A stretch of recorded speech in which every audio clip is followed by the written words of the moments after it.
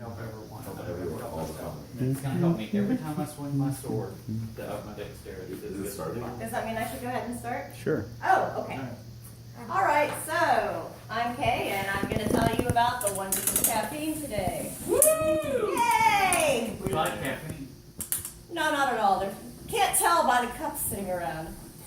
All right, well, obviously I drink coffee too, and between night shift and schoolwork, sometimes I have to have coffee to manage through these changings of years through life. So anyway, I'm also really interested in how things affect your brain and your body on that basic level, so that's kind of fun. Anyway, so first I'm going to tell you how coffee works on your brain and some things that affect people's caffeine tolerance, and then I'm also going to tell you a few of the other random benefits of coffee that some you already know about, some of them you might not. Okay, so first, a cup of coffee can be what brings you out of that brain fog into being a useful, functional human being, but how does it do that? There's a substance called adenosine that accumulates in your brain, and the more adenosine is there, the more tired you feel. So that piles up, and then you've got adenosine receptors that this gets into, and that's when you actually feel tired, is when it's connecting to the receptors.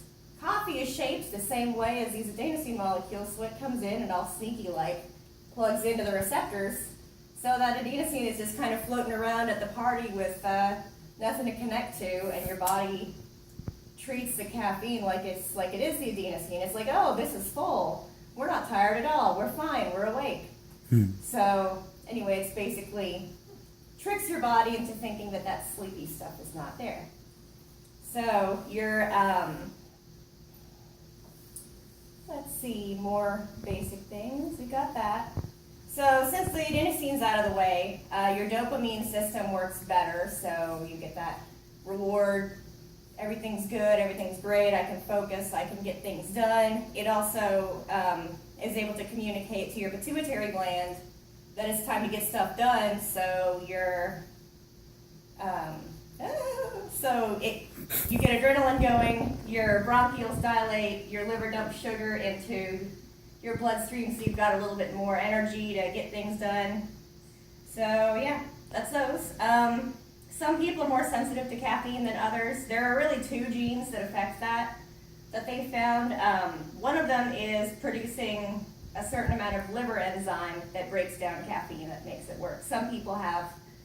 Most people obviously have the average. There are about 10% of the population that have a deficit in it and about 10% that have an excess of it. If you don't have much of it, the caffeine affects you really, really well. Yay. And if you have an abundance of it, it's not going to do a whole lot for you. Some people also have mutated adenosine receptors that the coffee doesn't quite fit in to trick it, so they don't feel the benefits of the coffee as much. I know, wouldn't that suck? Yeah, that sounds fucking awful. I know, it's terrible. So we also know that caffeine's got several benefits. It's used in various pain medications, sometimes like Midol and Excedrin migraine and BC powder even. Yes. Yes! Power boost. There are a lot of studies about it being useful in other neurocognitive issues like Parkinson's disease. There have been studies going on since 1968 was the first one. But there seems like there is an inverse correlation. The more coffee that people drink, the more caffeine they consume, the lower rate of developing Parkinson's disease they've had. And it's about a 30-something% difference. Wow. So that's a pretty decent chunk. The last one that I saw that had more specific numbers and how much caffeine is the max on that, they stopped noticing benefits increasing at about 3 cups a day. So once they got 3 cups, it didn't get any better, it didn't get any worse. So that was kind of neat. So to wrap this up, I also saw a fun YouTube video from ASAP Science that was about what the best time of day is to drink caffeine. Your body naturally has a cortisol spike within the first hour of you waking up. That's part of what gets you up. If you drink coffee during that time, it's not going to work as well, and you're going to develop a higher tolerance for it in the long term. They say also with your circadian rhythm, which is in tune with the sun, no matter what shift you work, no matter what weird sleepy hours you are, your body releases cortisol between 8 and 9 a.m., between 12 and 1, and between 5:30 and 6:30.